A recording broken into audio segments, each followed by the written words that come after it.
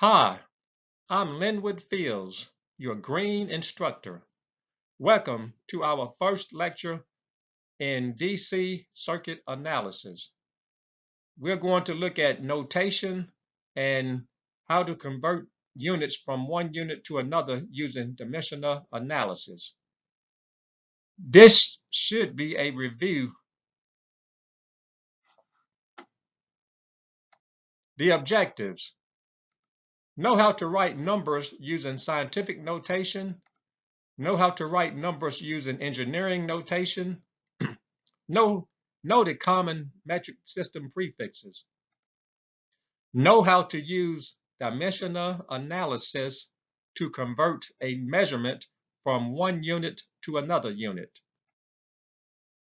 Now, in scientific and engineering notation, we use those to represent very small and very large numbers using scientific and engineering notation because it is very awkward to write down very small numbers and very large numbers, and it takes more time. It is not efficient. In scientific notation, a number is expressed as the product of a decimal number between 1 and 10, and a power of 10. For example, 1.6, 8.5, or 1.37. There is only one digit to the left of the decimal point in the decimal number. Just one digit. Okay, here's a two-step recipe for converting a number to scientific notation. Move the decimal point until the number has just one digit to the left of the decimal point. Step 2, the power of 10 that you write down will be positive if you move the decimal point to the left, and it will be negative if you move the decimal point to the right. The power will be the number of times you have to move the decimal point. So you count the number of times that you have to move the decimal point. That will be your power of 10. It's going to be a plus in front of that exponent if you have to move the decimal point to the left, and it's going to be a negative sign in front of that power if you have to move the decimal point to the right. So let's look at some examples. 47 million written in scientific notation is 4.7 times 10 to the power 7. So how did we get that? Okay, so let's write down 47 million. 1, 2, 3, 4, 5, 6 zeros. Now, if you're having trouble with this, the best thing to do is to go ahead and write down a decimal point. And the idea is to move the decimal point until the number is a number between 1 and 10. So let's go ahead and move the decimal point 1, 2, 3, 4, 5, 6, 7 times and put it right here. So that means that we end up with the decimal number between 1 and 10 of 4.7 times 10 to the power plus 7. Why did we put a 7 here? Because we moved the decimal point 1, 2, 3, 4, 5, 6, 7 times. Why plus? Because we moved the decimal point to the left. Now, it is not best practice to leave this plus symbol in the exponent. So let me go ahead and erase the plus symbol. So we end up with 4.7 times 10 to the power 7.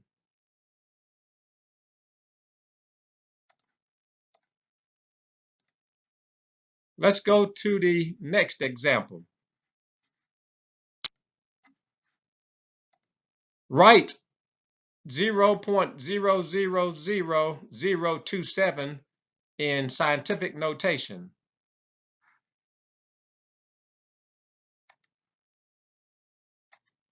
So again, we're going to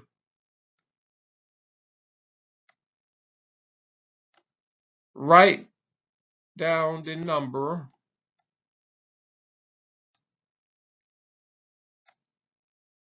as given. Let's put this 0 right here also. 1, 2, 3, 4.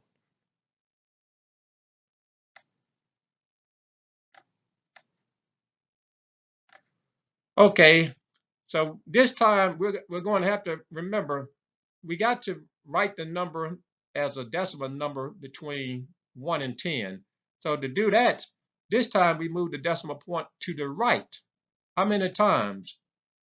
1, 2, 3, 4, 5. So we're going to put the decimal point right here. So we got 2.7, which is between 1 and 10, times 10 to the power. How many times did we move the decimal point? Well, we moved the decimal point 1, 1, 2, 3, 4, 5 times. So we put a 5 up here.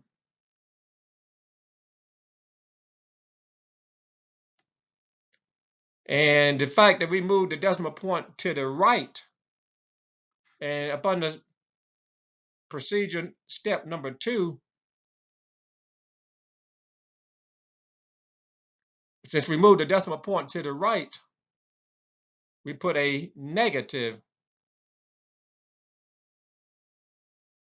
sign in front of the exponent. So this is the final answer is 2.7 times 10 to the power minus 5.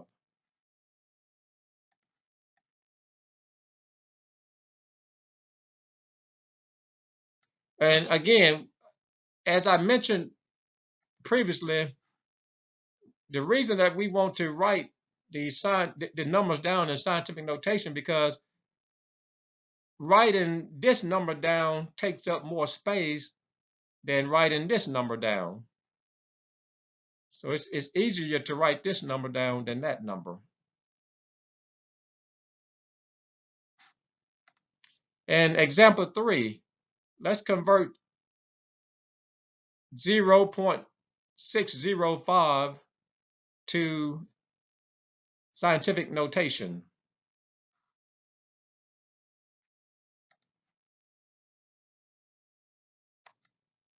Okay, so let's write down the number that we were given. The good thing about these decimal numbers, they already have the decimal point. So if you don't have a decimal number, as we saw in example 1, then go ahead and add a decimal to the number. Okay, so we want to write this number as a number between 1 and 10. So this time we move the decimal point to the right 1 time, and we end up with the number 6.05. That's going to be multiplied by a power of 10. How many times did we move the decimal point? We moved it 1 time. Because if we moved it to the right, we put a negative sign in front of the exponent. That's all there is to writing numbers in scientific notation. Now let's write numbers in engineering notation. In engineering notation, a number is expressed as the product of a decimal number. This time the decimal number can be between 1 and 1,000. as opposed to being between 1 and 10 for scientific notation, and a power of 10. Now, there can be 1 to 3 digits to the left of the decimal point in the decimal number. The exponent has to be a multiple of 10, a multiple of 3. So what are the multiples of 3? 3, 6, 9, 12, 15, 18, etc.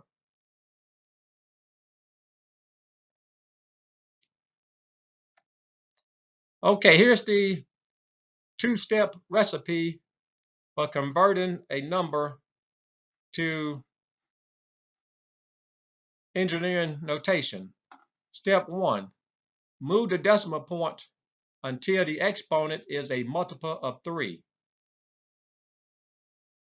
In step 2, you're going to write down that number times 10 to some power. The power, again, is the number of times that you had to move the decimal point. It's going to be positive if you had to move the decimal point to the left, and it's going to be negative if you have to move the decimal point to the right. So using our same numbers from last time, instead of representing those numbers in scientific notation, let's represent those numbers in engineering notation. Okay, so let's go ahead and write this number down again. 47 million.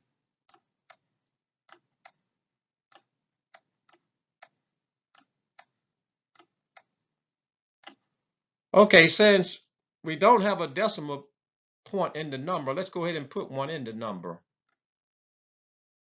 And we have to move the decimal point until our number is between 1 and 1,000. 1, 2, 3, 4, 5. Okay, we cannot stop at 5 because 5 is not a multiple of 3. Let's go one more time. 6. 6 is a multiple of 3. So let's put the decimal point right here. And we write down 47 times 10 to the power 6.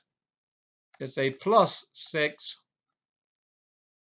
Why 6? Because we moved the decimal point to the, we moved the decimal point 6 places. Why plus? Because we moved the decimal point to the left.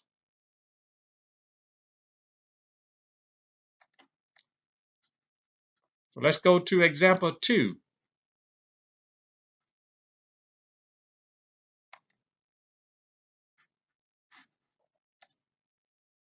We want to convert 0.000027 to engineering notation.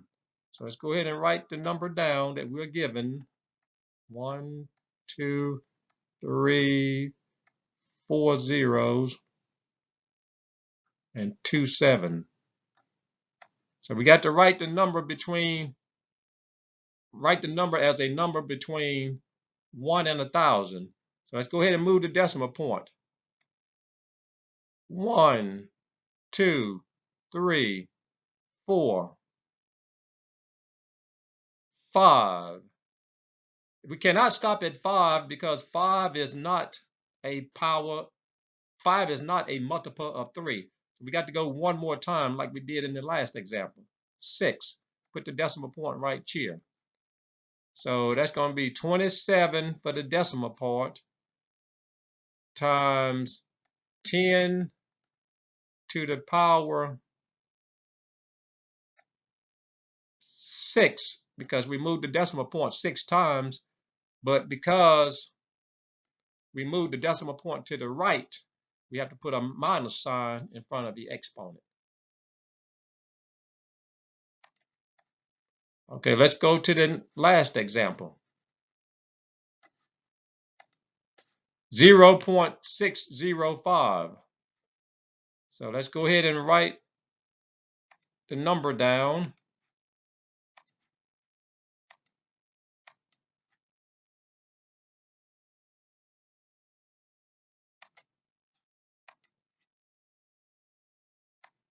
0.605, and we want to write the number given as a number between 1 and 1,000. Okay, so let's move the decimal point over to the right. Well, 6 is between 1 and 1,000, but moving the decimal point one time, 1 is not a multiple of 3. So let's move the decimal point again. Okay, now we have 60.5. We move the decimal point 2 times. Well, 60.5 is between 1 and 1,000. However, 2 is not a multiple of 3. So let's move the decimal point one more time and put it right here. So that means we move the decimal point 3 times. 3 is a multiple of 3. So the whole number part is, or the decimal number is 605. And we could put a 605.0 if you like. But we don't normally do that. That to show you that, yes, this is a decimal number. Let me erase this. Okay. And times 10 to the power. Okay, so how many times did we move the decimal point? We moved it 3 times. Because we moved it to the right, then we put a minus sign in front of the exponent. So 605 times 10 to the power minus 3. That's all it is to it. So again, so the difference between scientific notation and engineering notation, 1. In engineering notation, the decimal number can be between 1 and 1,000. In scientific notation, the decimal number has to be between 1 and 10. In engineering notation, the exponent has to be a multiple of 3. In scientific notation, the exponent can be any number. So let's look at the engineering metric prefixes. The small engineering metric prefixes are shown below. The first one, milli, is abbreviated with a lowercase m. It is equal to 10 to the power minus 3. A micro, it has abbreviation mu, which looks like a lowercase u. That it has a value of 10 to the power minus 6. Nano, abbreviation with a lowercase n, has a value of 10 to the power minus 9. Pico, abbreviated with a lowercase p, has a value of 10 to the power minus 12. Femto, abbreviated with a lowercase f, has a value of 10 to the power minus 15. Now we put these prefixes in front of some base unit to modify the value of the base unit. For example,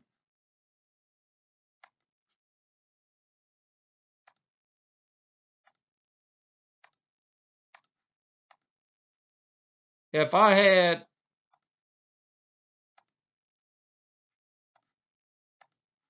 a meter,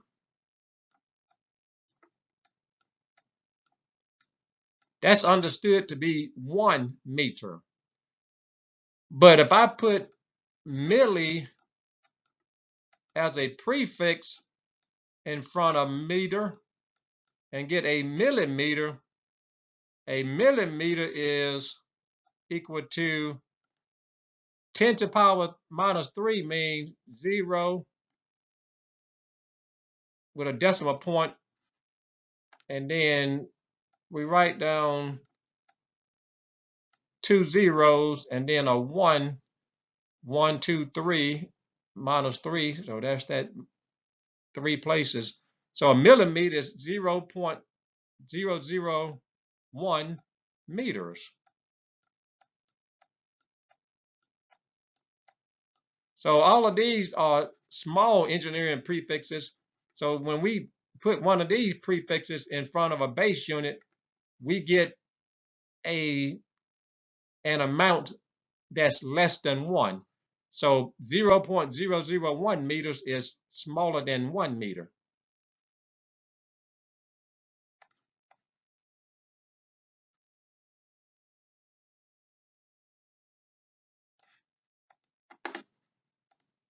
Now, common large engineering metric prefixes are shown below. Kilo, abbreviated with a lowercase k, has a value of 1,000, 10 to the power 3. Mega, abbreviated with a capital M, and don't get it mixed up with a lowercase m, because you will be off by a factor of 1,000,000 if you put a capital M, if you put a lowercase m where you meant a capital M, and vice versa. The value of mega is 1,000,000, 10 to the power 6.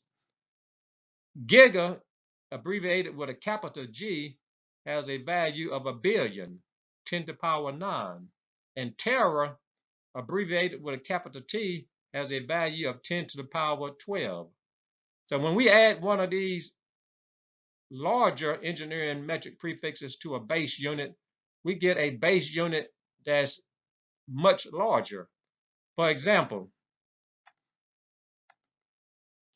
if I have a meter,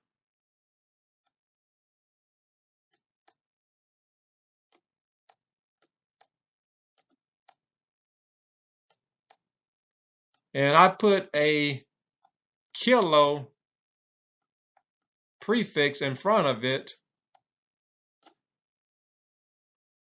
Okay, let's see, that wasn't so good. Let me redo this. I'm going to put a kilo in front of it. So I'll spell kilo backwards. Okay, a kilometer is 1 10 to the third is 1,000. It's 1,000 meters.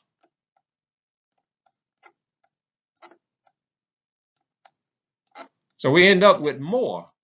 So to summarize the difference between the small engineering metric prefixes and the large engineering metric prefixes, when I have a base unit and I put a small engineering metric prefix in front of the base unit, I end up with something smaller than the base unit.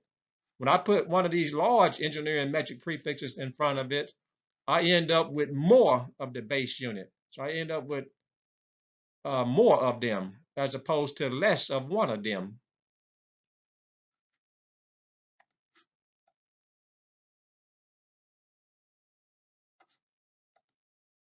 We will be using the metric prefixes in dimensional analysis to convert from one unit to a different unit. So dimensional analysis, has anyone ever heard of dimensional analysis? Dimensional analysis is simply the process of analyzing the units to help solve a problem. It makes use of conversion factors and ensures that your answer has the correct units. Now, on my website, up under dimensional analysis, I have a section dedicated to dimensional analysis. Please go back and look at that section. So I'm going to go through this rather quickly because that section gives you many more details about the nature of dimensional analysis.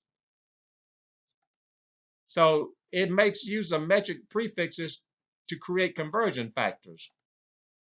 So the basics, it's only a few concepts needed to understand dimensional analysis. It uses the same object division rule, which says that anything divided by itself is equal to 1. Ratios are used. A ratio is simply a comparison of two objects. We can think of ratios as conversion factors. We would use the metric prefixes in this course to create conversion factors. Same object division rule again says that anything divided by itself is equal to 1. Of course, we cannot divide by 0, so 0 is the only exception. So 18 divided by 18 is equal to 1. 5 divided by 5 is equal to 1. 1 billion divided by 1 billion is equal to 1. 1 divided by 1 is equal to 1. Frog divided by frog is equal to 1. So this is kind of where we want to get to, because if our units was frog, I had frog in the numerator, and if I had frog in the denominator, those frog units cancel out, and it's equal to 1. So those units go away. Hot dog divided by hot dog is equal to 1. Student divided by student is equal to 1. Now let's look at creating conversion factors. Conversion factors can be created for any ratio, from any ratio. Assume that there are 3 females in the room for every 4 males. We can form 2 equivalent ratios. 3 females divided by 4 males, or 3 females per 4 males. Remember, per means to divide. Or equivalently, 4 males per 3 females, or 4 males divided by 3 females. Again, per means to divide. So these 2 ratios are equivalent. Which one we use depends on what we're given in terms of what we're trying to convert from. It's very important that we choose the correct one.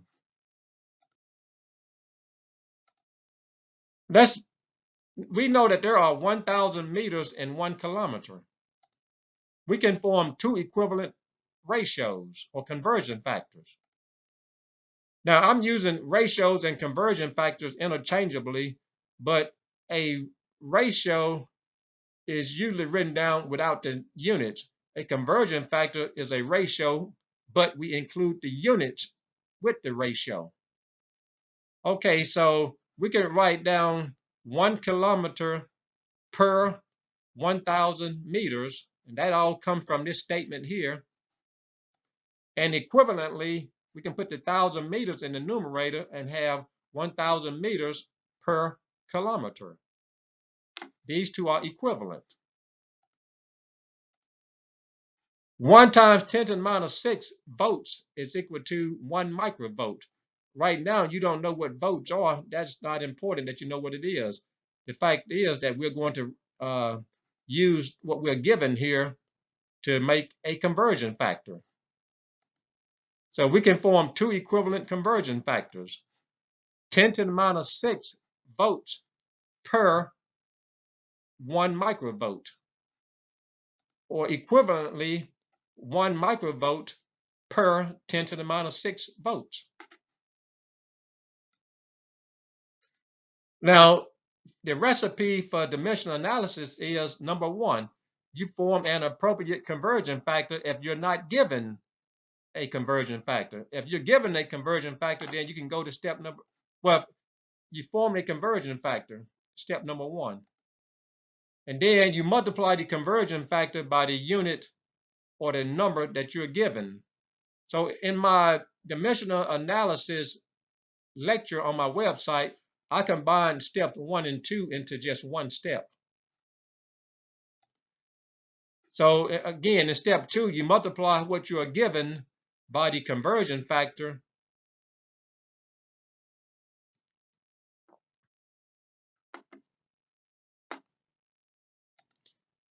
Okay, you take care of the units first. And then you take care of the number part.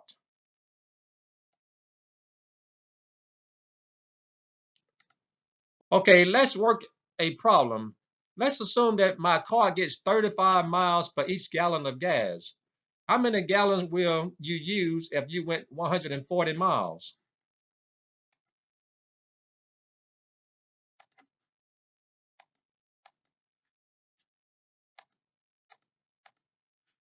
Okay, so we need to write down our conversion factor.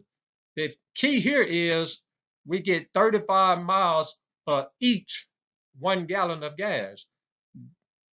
For each is really your clue that this is going to be your division. For each means divide. So 35 miles for each means divide. For each gallon of gas. The equivalent ratio is for each gallon of gas, I can drive 35 miles.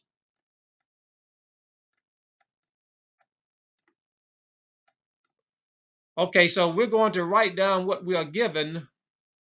We're given 140 miles.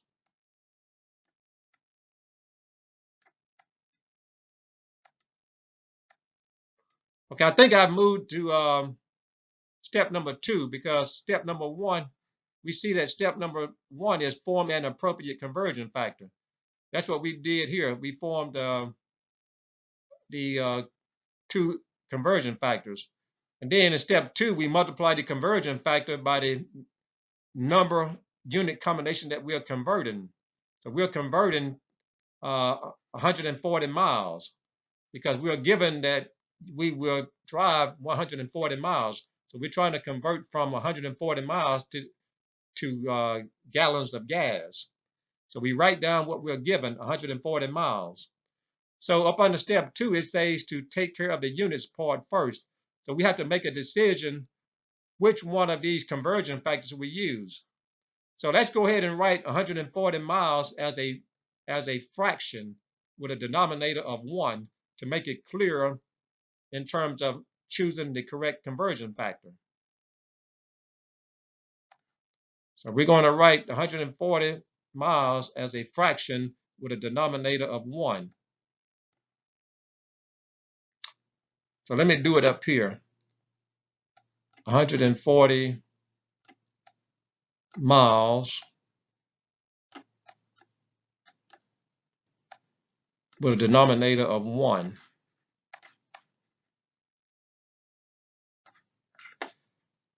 Okay, now, we're still up on the step 2 where we're taking care of the units first.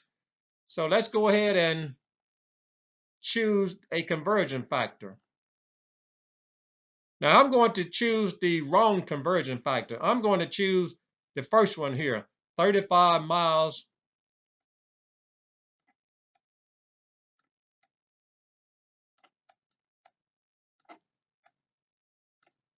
per gallon of gas.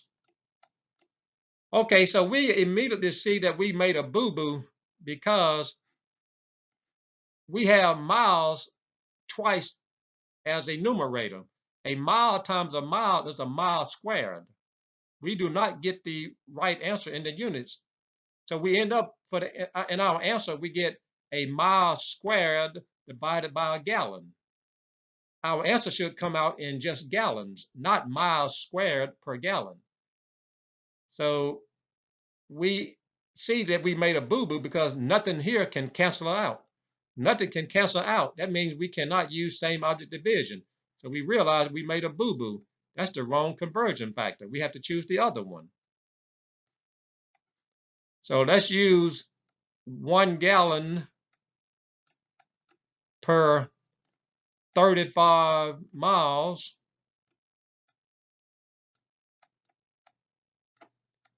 And we take care of the units parts first. So notice we can use same object division here. Miles cancels out. What units are we left with? We're left with gallons. Okay, we're moving along just fine. Now let's go back to step number 2. We've taken care of the units.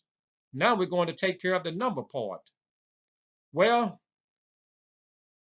forget about the units, and then we're just going to perform regular fraction multiplication and division. 140 divided by 35 is equal to what? 4. So the answer is 4 gallons.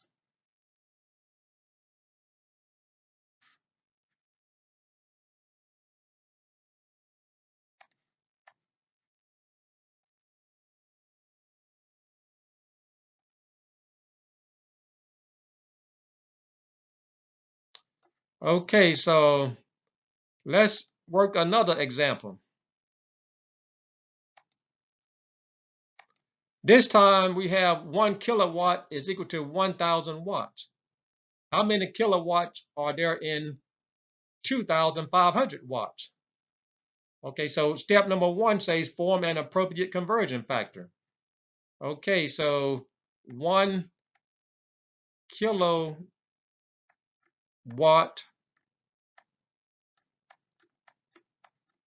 I'm abbreviating kilo with a K. 1 kilowatt is equal to 1,000 watts.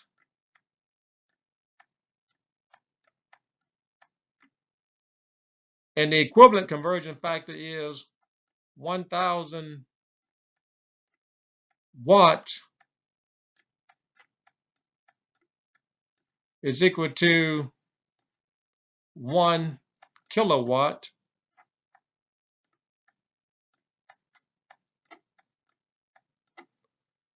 Okay, we're still up under, okay, so we finished step 1. We formed the conversion factors. Step 2, we have to take care of the units part first. So let's go ahead and write down what we're given. We're given what? 2,500 watts. The question is, how many kilowatts are in 2,500 watts? We see that our answer has to be in kilowatts. So we're given 2,500 watts. We're trying to convert 2,500 watts to kilowatts. So we're given 2,500 watts.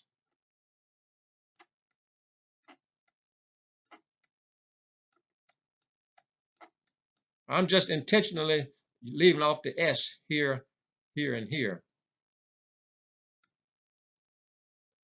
Well, let's go ahead and write what we're given as a fraction with a denominator of 1. So we multiply this fraction that we're given. We're not given the fraction. We made the fraction from what we were given. Now we have to multiply that by one of these conversion factors. We have to choose the correct one so that these watts here cancel out. But the only way that this watt can cancel out is that we use this conversion factor because it's got watt in the denominator. This conversion, the other conversion factor has watt in the numerator. That's the wrong one. So let's use the right one. 1 kilowatt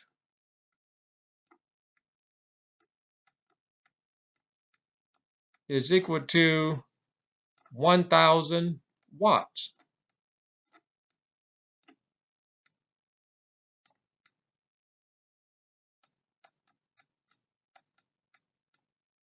Okay, so I'm going to finish it up here. So we're still in the process of taking care of the units. So notice that watt cancels out, and the only unit we're left with is kilowatt.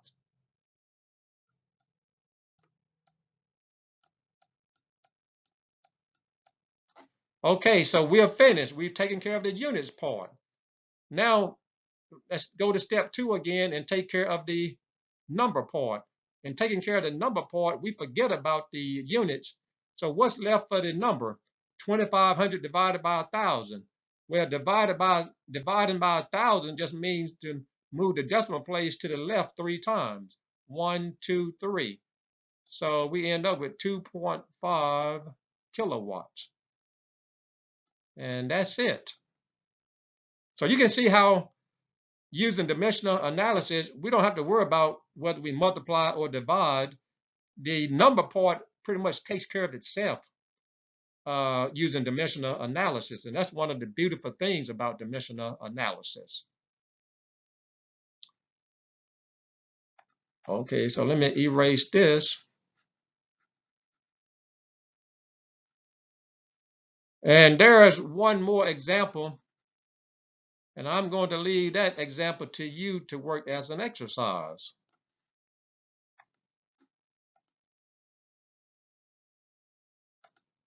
So in example 3, convert 1 milliohm. No, 1 milliohm is equal to 0.001 ohms. How many milliohms are in 2,000 ohms? Okay, so work that as an exercise. Okay, now kilowatts or watts and ohms are units that we will be using on a very regular basis in circuit analysis. The answer is here, so you just got to figure out how to get it.